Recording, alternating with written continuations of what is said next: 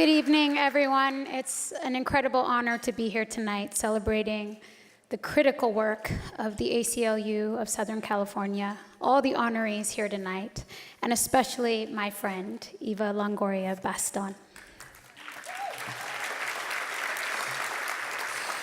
Eva, you are an inspiration to so many. And I am personally inspired by you every single day while I watch you blaze trails for women, for Latinas in particular, with every single challenge that you take on, every single calling on your life that you answer with fierce grit and intelligence. We have yet to see the limit of your many creative talents, actress, producer, director. Watching you refuse to live inside of anyone else's tidy little boxes, I was personally inspired to follow in your footsteps and step up to the role of Madam Director. I know that you also inspired our dear friend Gina Rodriguez to do the same, and so many countless others. As a creative force, you are a badass boss, and your life is an example to all of us for what is possible. From the bottom of my heart and on behalf of so many of our peers, I thank you for always shining your light and for doing it in your big-ass Texas hair and makeup to boot. As a compatriot and as a friend, your generosity and your heart are unparalleled. I personally have experienced you taking my calls and my texts at all hours of the night and showing up for me and for so many others, whether it's to drop everything at the last minute and rally Latino voters in Florida, or to help me figure out the best breast pump to use. Our friendship has been a gift to me, as I know it's a gift to everyone who's lucky enough to call you friend. And I am so glad that we became moms together this year. It is truly a privilege to watch you expand in every single capacity as you raise your sweet boy, Santiago. You are a testament to the reach and the depth of a mother's love. As your heart grows for him, it grows for everyone and everything you have so generously nurtured and loved throughout your life. I've also had the privilege of activating and organizing with you. From our work to empower Latinos in politics to the early days of birthing the Time's Up movement, I have watched you roll up your sleeves and do the down and dirty work. As an artist, an activist, a philanthropist, Eva has demonstrated an unwavering dedication to social justice and equality. She's given her time, energy, and voice to the democratic principles that underlie the very promise of justice for all. Eva has a long-standing commitment to the Latino community. While starring in the most popular show in the world, Desperate Housewives, Eva attended night school in an effort to better understand the historical and systematic oppression of the Latino community. She received her master's degree in Chicano studies and political science and wrote her thesis on the underrepresentation of Latinas in the fields of science, technology, engineering, and mathematics.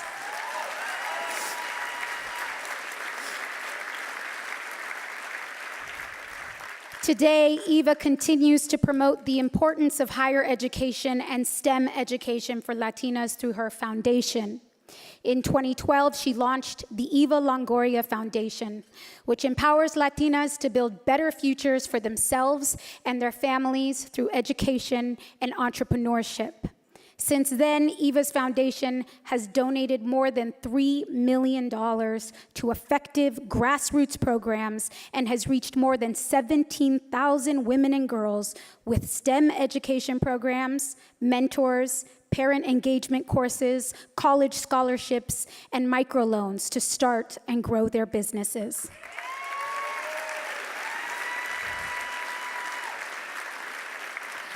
And to date, her foundation has helped Latina entrepreneurs create and retain more than 500 jobs.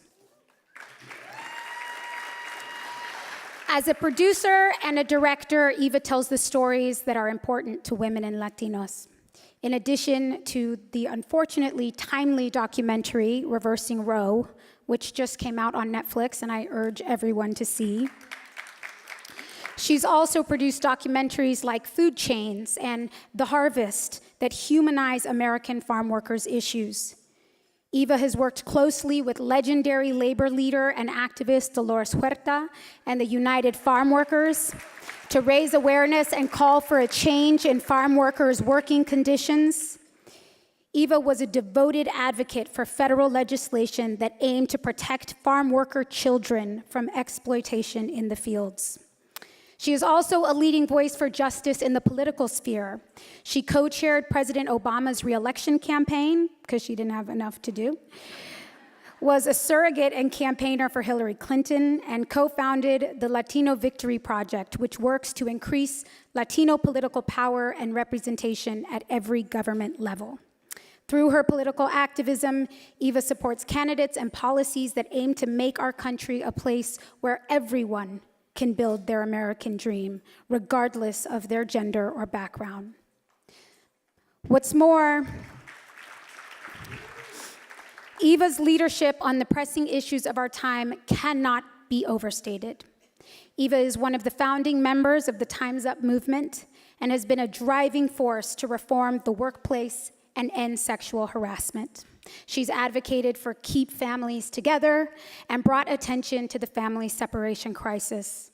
Not only has she spoken out about all these issues, she has supported the work that organizations like the ACLU and others are doing to reunite families. She's even used her beautiful son, Santiago's birth announcement on social media to raise money for the ACLU and Raíces. Always working, that girl. Eva, no one can keep up with you. You are tireless, and you are tireless as an advocate for those in our society who would otherwise be pushed aside and forgotten. Your strong, consistent commitment to social justice, not just when it's easy, but when it's hard too, is why I am so proud to be here today and to present you with this Bill of Rights Award.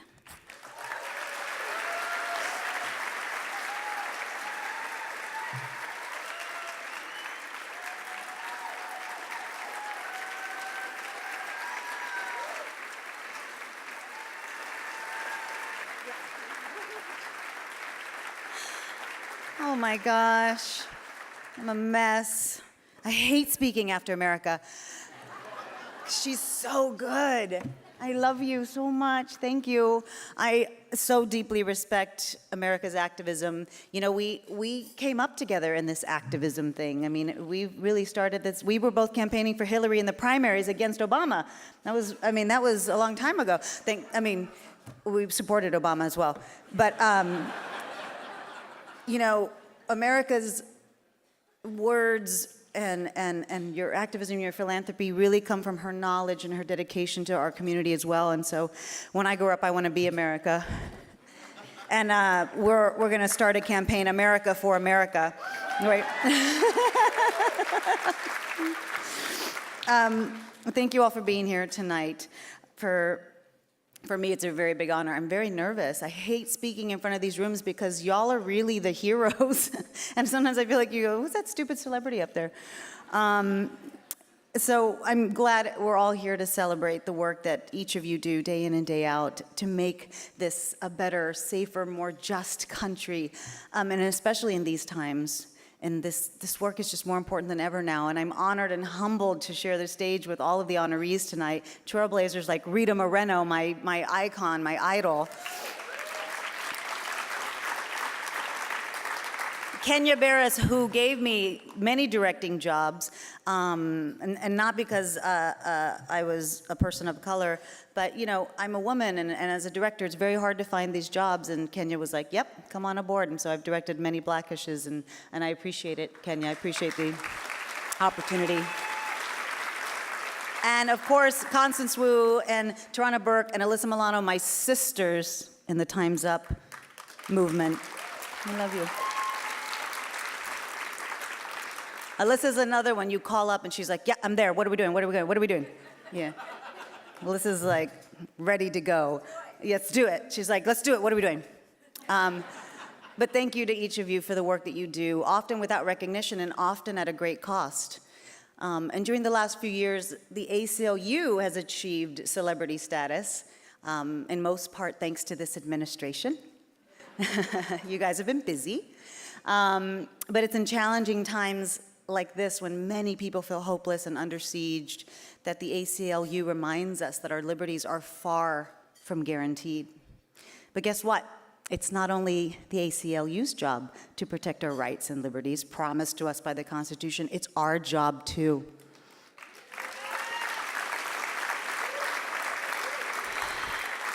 You know, our country was not meant to be run by executive orders.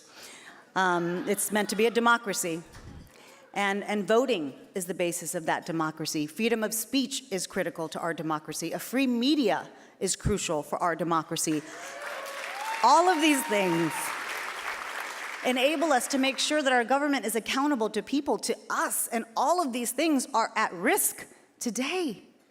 You know, y'all saw the CNN guy, Jim, get kicked out of a press conference, doing his job, making sure our government is accountable. I mean, right now we have a lot of government officials who are using their power to push through an ideological agenda that runs contrary to our nation's founding values, and how quickly they forget we are a nation of immigrants.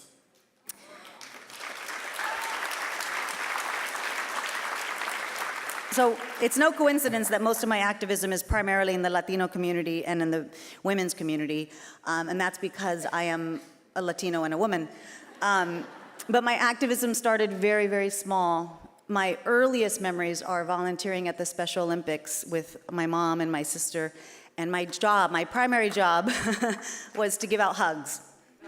I was a hugger, and I had a thing, and it said hugger. And many of you know I have a special needs sister. I grew up with a sister with a mental disability, and my mother became a special education teacher because of my sister, and she was a special education teacher for 30 years.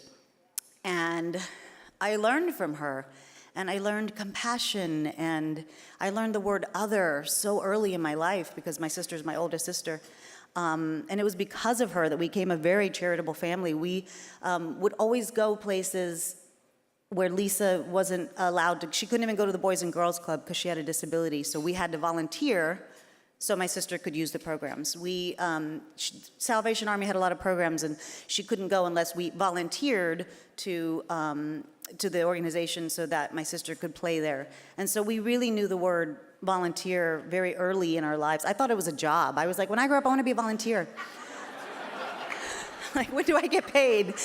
And it wasn't until my work in Hollywood, when my work here gave me a larger platform and a bigger voice, and I started to receive a lot of requests to lend my name to many causes. And that experience really gave me the opportunity to think strategically about the kind of work that I wanted to do in the world. And I was really lucky, as America mentioned, to have a mentor like Dolores Huerta very early on in my life. She was amazing. And she told me, she said, hermana, that means sister. She said, one day you're going to have a voice and you better have something to say. And I thought, what does she mean? I didn't really know what she meant, but I knew what was near and dear to my heart, which was my community. So being Latino, I researched all of the barriers that we faced, and there were many. We're the largest minority group in the United States. We're the most uninsured, most unemployed, most uneducated, and we're under attack. In the current political climate, we are one of the groups facing the most discrimination. From day one of this administration's campaign, he attacked Latino community. We're murderers and rapists, and we're not. I'm 9th generation American. I'm more American than Donald Trump.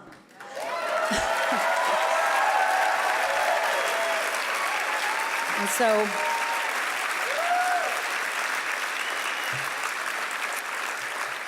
that's when I decided to start the Eva Longoria Foundation, with the idea that I wanted to narrow the opportunity gap and the economic gap that exists for Latinas through educational opportunity and entrepreneurship programs and parental programs. And it was important for me. I decided to focus on the women of the Latino community because, let's face it, if women ruled the world would be a better place.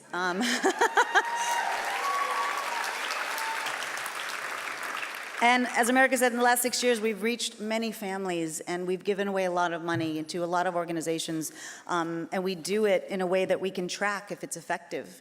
And one of the programs that we had was a parental engagement program. We said, how do we get Latinos to succeed in school? And the number one factor was parental engagement, a parent saying the word college in the household. Some students had never even heard the word said in their household.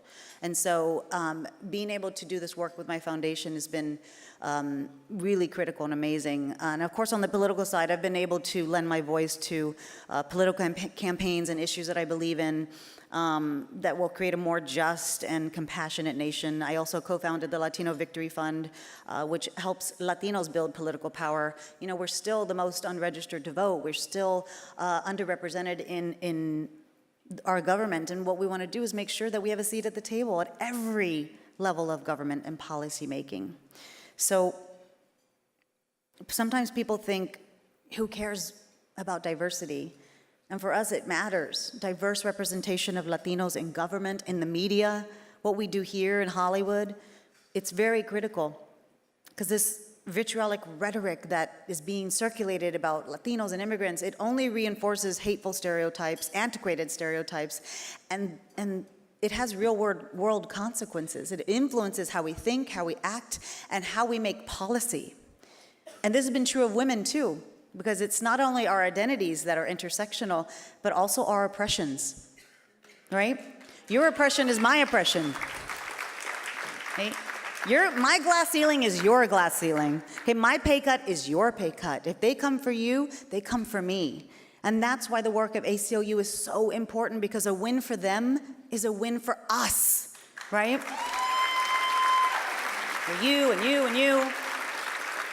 You know, and speaking of women, our national conversation about sexual harassment and violence has evolved over the last few years. Thank you to many brave women who dared to speak out. Alyssa. And so I'm really proud to have been part of the Time's Up movement, and we've created such an amazing sisterhood that has gone beyond sexual harassment in the workplace. It goes into voting, it goes into which breast pumps we should use. It carries, just keeps going. But we have a lot more work to do to ensure that women can fully and equally participate in society, participate in the workforce without being harassed or being retaliated or abused. So I don't know if you noticed, the last thing I want to say is this past midterms, we saw more women running for office than ever before. It's huge. People kept talking about the blue wave, and we're like, no, it's the pink wave. But women understand what's at stake because it affects their families, and they're willing to take action. And we, women, are challenging what it means to be a politician. It's not a dirty word. You know, there are many different kinds of women who ran. There were activists and moms and journalists and volunteers and veterans. God bless you, veterans. God bless you.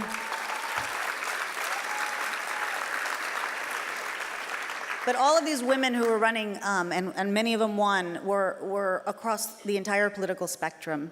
And so, ladies, gone are the days where so many of you were led to believe that you were not meant for public service. We are meant for public service. And so many of us are waiting for that woman to come on to the scene to say, we'll support her. But guess what? You might be her, right? You might be her. Alyssa might be her. There's a lot of people, they might be you. So guess what? Women are the majority of this country. We're not a special interest group. Okay?